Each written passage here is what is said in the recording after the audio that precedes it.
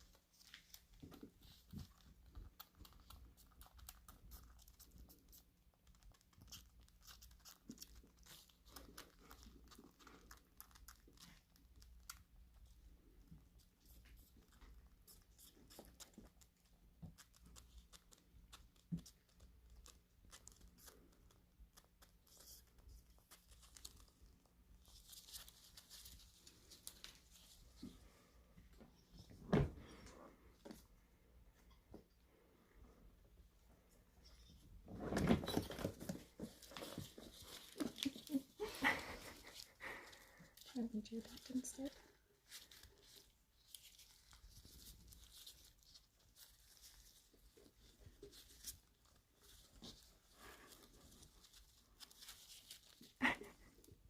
He's like, I don't want milk. I want my nuts.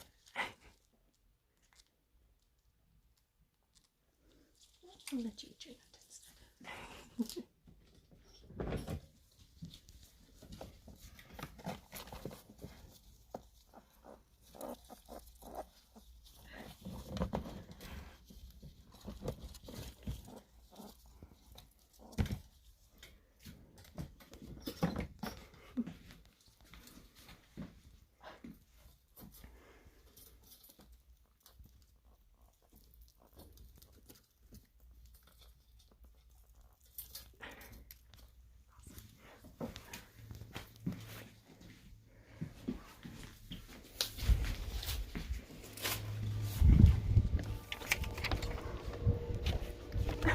So I just want to say a couple things really quick. You might have noticed they they like to dip their whole face in the food dish, so when we're giving berries and stuff like that, we do bath them throughout the day because they will get like the berry juice on their face. And the other guy tried to give him some milk, was more interested in the peanut, so I'll let him eat that instead. So those are the little guys, and we do them right now. They're being fed every 4 to 5 hours. When we first got them, it was every 2.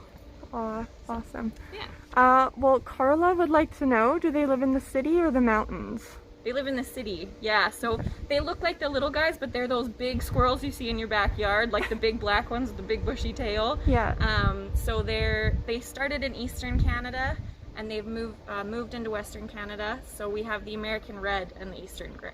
I see. Yeah. And then Carla made the observation, it looks like they need, kind of like cats. Is that the case? Yeah. You have to be really careful with squirrels too. They will like drink their formula too fast and give themselves bloat, or they'll aspirate. So you actually kind of have to control it because they suck it back really hard. Oh my goodness. Awesome. So approximately how old are they, or at least how do we know when they're ready to be released? Yeah, so things we want to look for is that we weigh them every day right now. After this stage, they'll move into a bigger enclosure and they'll just have solids and they'll still be inside. After they've been stable there for a few days, then we move them outside where they get to be more active, climb, become acclimatized. We'll monitor them for about a week or so out there as well. I mean, to make sure that they're increasing in weight, and then we'll release them. Mm-hmm. Yeah. And do we get a lot of squirrels here at the clinic every spring? Oh gosh, we get so many Eastern Greys. We're actually the only clinic in this area that will accept them. They are considered an invasive species, but because they're in our backyards and they're our neighbors, like, we still want to take care of them. So we bring them in, and yeah, we get a lot. And what is the diet of adults usually in the wild once they're off the formula? Depending on the season, like in the spring, they can eat buds, things like that, wild fruit or berries. They like nuts, seeds. You often see them raiding your bird feeders. That's a big one. In our mixes here, we do a rodent block, rabbit pellets, wild bird seed, and then the fruits and veggies. And for people who find baby squirrels in the spring, how do they know that they kind of maybe need help, or they should call our hotline staff? Yeah, so normally if you're finding a baby on its own, it is odd. When they're quite small, they do tend to stay in the nest. A lot of the babies that we get in when they're really small come in because a tree was taken down and the nest was removed. And then the parents are scared off and they don't come back. So usually when they're really little, you won't find them. If you do find like a pink squirrel on its own, that's very rare, and that's a case to bring it in. But around that 8 weeks, when they are kind of start to venture out, you can leave like a dish of nuts out for them, or berries or water, but that is when they're kind of starting to move out on their own a little bit. Mm-hmm. So should we try feeding that third one his milk, or do you think I think that'll be a later okay. thing? I did give him a CC earlier. Just wanted to make sure they got something into them in case they were camera shy. Totally. So we did feed them earlier, and I'll feed them again in a few hours. And as you saw, they have a whole thing of seed and dry mix and wet mix that they are actively eating. So yeah. And what's kind of the difference between these guys and the red squirrels that we have? So the American Red is a smaller species.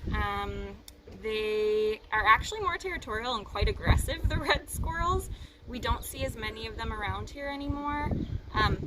Kind of due in part to the Eastern Grey moving in, but yeah, they're a smaller species. They've got different like eye markings, and their tail's not quite as bushy. Pretty cute though. We have 2 in care right now, 2 adults, yeah. American Reds. Yeah. Awesome. Great. And then Carla asked, can you tell the 3 of them apart right now? The 3 in there? Yeah, so we kind of find little identifiers for each baby, so you know who's getting what and who's gaining in weight. The one little guy has a brown belly. The one guy has a white belly with light brown ventral striping, and the other guy has a white belly with dark brown ventral striping. So it's just kind of cueing into those little differences. But yeah. Awesome. Well, that's it for questions. Yeah. And yeah, great. Well, thank you so much, Amy. I'll sign us off. Yeah, thank you. Awesome, guys. Well, if you have any more questions, feel free to leave them in the comments and we'll try and have a look at them even when we're done the live stream. Yeah, so thank you guys for joining us. Thanks for asking those questions. Little squirrels are adorable here and they are a very integral part of our ecosystem.